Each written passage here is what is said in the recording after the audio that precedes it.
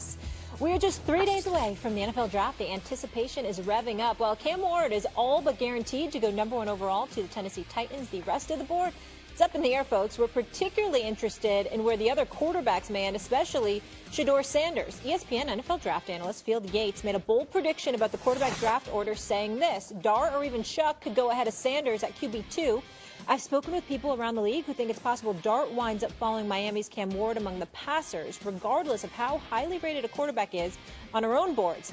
The order they are taking is going to be decided by a small group of QB-needy teams that see each of them differently. We now bring in our quarterback, Dan Orlovsky. Hope you had a wonderful Easter. Great to have you with us, sir. I know the boys are excited to see you.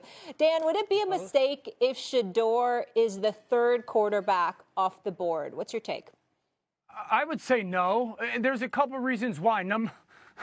Number one, this is so dependent, and I think Jackson Dart and Shedeur Sanders are like the perfect examples of where they go is going to be so paramount because their skill sets, their traits are very different. Jackson Dart is more athletic. He's a little bit more of the, we can design quarterback run around him. He can push the ball downfield. That's part of their offense at Ole Miss. Shedeur is the, I want to give him control at the line of scrimmage, allow him to see the defense, be kind of the point guard centric, very smart and quick timing and rhythm passing game. So where they go is huge. Everything about the first round of the NFL draft is physical talent. Shannon, you know this as well as any. Physical talent, right? And so if you just took these guys side by side and said, who physically is more talented, you would say Jackson Dart. He's bigger, he's stronger. I think he's faster. He's got a more ability to make some of the wow throws than Shedeur has. And so if you're a team like the Saints and you sit there and go Kellen Moore, Jalen Hurts, Philadelphia Eagles, they like the quarterback run, you're going to go Jackson Dart just because of it. If you're Brian Dable and the New York Giants and you go, well, my experience with Josh Allen tells me I want that style or that profile, Jackson Dart fits that. So I've had these guys much closer than probably others since the very beginning of this process, and I just don't believe it would be a mistake. It doesn't mean Shedeur's not good and has the chance to be a good player in the NFL. From a football standpoint, I can't disagree. I'm being serious here, Dan. As much as I love having fun with you, I'm being serious here. From a football standpoint, I can't disagree with a word that you said. I just think that it's messed up, man. I mean, we come into the season is over, and we are talking about two guys at the quarterback position. We're talking about Cam Ward, and we're talking about a guy in Shedeur Sanders who holds the record for the best career completion percentage at 71.8% in the history of college football bowl subdivision. That's what we're talking about here. And people were looking at him, and we've gone from speculating about him being a top 3 pick, to him falling at 6 with the Raiders, to him falling at 9 with New Orleans, to maybe the Pittsburgh Steelers could get him. Oh, should they move up? Maybe they won't have to because he might be available. Now you're hearing rumors about how it could be the Rams because obviously they've got their quarterback situation in Stafford, and they kept him, but he is 37 years of age. I'm like, damn. And the man ain't play a game since the football season ended. And then we're looking at him. I know that the physical traits. Okay, he doesn't have the strongest arm. He doesn't have, breakaway speed. He's not that athlete Cam Ward is or whatever. But I didn't hear much about Dart. I didn't hear much about Shaw. I didn't hear much about these guys. And all of a sudden now you're hearing that he could be the 4th quarterback taken in the NFL draft. Come on, man. I understand that, but I'm saying that's what they're talking about. And I'm saying something smells. And then I got to take into account, okay, he's a pocket passer. He's accurate. He can get out of the pocket and make requisite throws. Oh, by the way, his pedigree isn't to be questioned. His football acumen isn't to be questioned. We've seen plenty of athletes at the quarterback position. I understand that everybody clamors for that with a Lamar Jackson, with a Josh Allen, with others right now. Jaden Daniels, let's not forget him. I get that part, right? I get it. But the point is, we've seen the Baker Mayfields and others ascend. We've seen guys who make smart decisions, who know how to throw the football. We brought all of this stuff up. And somehow, some way, as the draft approaches, with Deion Sanders arguably the greatest athlete ever, who is a brilliant football mind. This is his son, who he's worked with all of this time, and suddenly we're seeing the stock drop. I just don't like the way this looks at all. The draft is not here. It could be all smoke and mirrors, but I don't like the way I see things unfolding, Dan. Right. Dan, quickly here, and then let's get to Shay. No, go to Shannon. Go to Shannon. I'll give Shannon time. Go ahead. Yeah, to say it's a mistake, people thought it was a mistake for Andy Reid to slide up the draft, to go up the draft board and get Patrick Mahomes. A mistake is all in the eye of the person that says, I believe this guy is better than the other guy. It's just hard for me, and Stephen, I've been saying this all along. It's hard for me to see a guy slide up or down based on he hadn't played football in 4 months. If you loved him then, what makes you not love him now? Was it because you got up close to him? Was it because of what he said in a meeting? Was it you went to the whiteboard and he didn't draw it up quite as quickly as you thought he should? I mean, is the comprehension? I'm just not sure. All I know is this, is that no, Shedeur does not have a body like a Josh Allen or Cam Newton. Does he have an arm like Patrick Mahomes or Josh Allen? No. Does he have the elusiveness like Lamar Jackson? No. But all I know is somebody threw for those 40 touchdowns and that 4,000 yards. Somebody did that. And so all this things that quarterbacks, I don't care how fast. Tell me who's the fastest quarterback in the Hall of Fame. Because those things doesn't matter. I just need, how fast can he process information, and what does he have in here? Speed does not matter. It does not matter. Tom Brady ran the slowest 40 in NFL history for a quarterback. How did it matter? Is his arm strong? Is his arm any stronger than Shedeur's? Dale, take it away. I'm going to let you have it. Go ahead. So the only thing I would say to the quarterback in the Hall of Fame fasting is we all can agree that the quarterbacks and the profile of quarterback, the black quarterback ascension over the last, let's call it 10 years, is changed that, right? So the Michael Vicks, the Jaden Daniels, the Lamar Jackson, that's going to change a little bit because just the viewpoint of that has changed a little bit, right, Shannon? So let's be fair about that a little bit.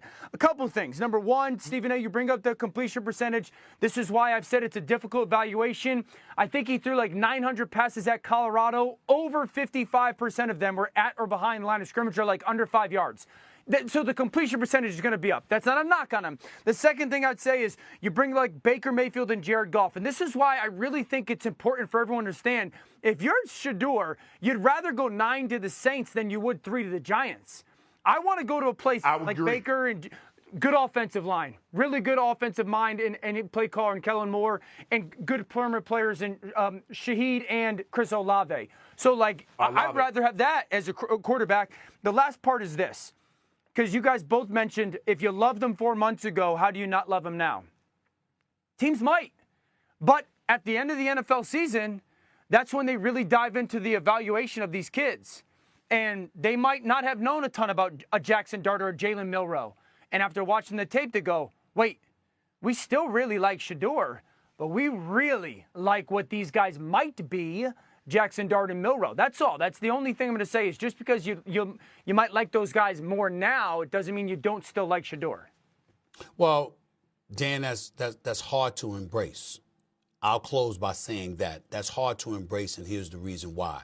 Certainly, he might be better off at 9 with New Orleans than he would at 3 with the New York Giants. And we get that part. We get that reality. Where you're playing and who you're playing with, and 4 does matter. Got that part.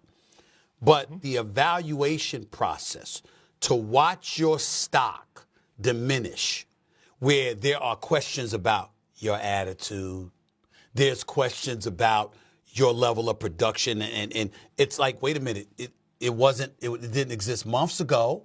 So I get the part that you'll get over it once the draft is over. You'll get over it once you're in the NFL. And Today, we're talking about the hottest rumors involving Kirk Cousins, the Vikings, and the Steelers that are making waves behind the scenes in the NFL.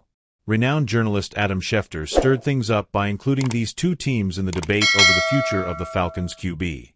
Stay tuned, because this move could change the course of next season. I'll tell you everything about the possible trades and the impact it could have in the coming days. Before diving into the details of a potential Kirk Cousins trade, it's worth taking a look at Aaron Rodgers' situation.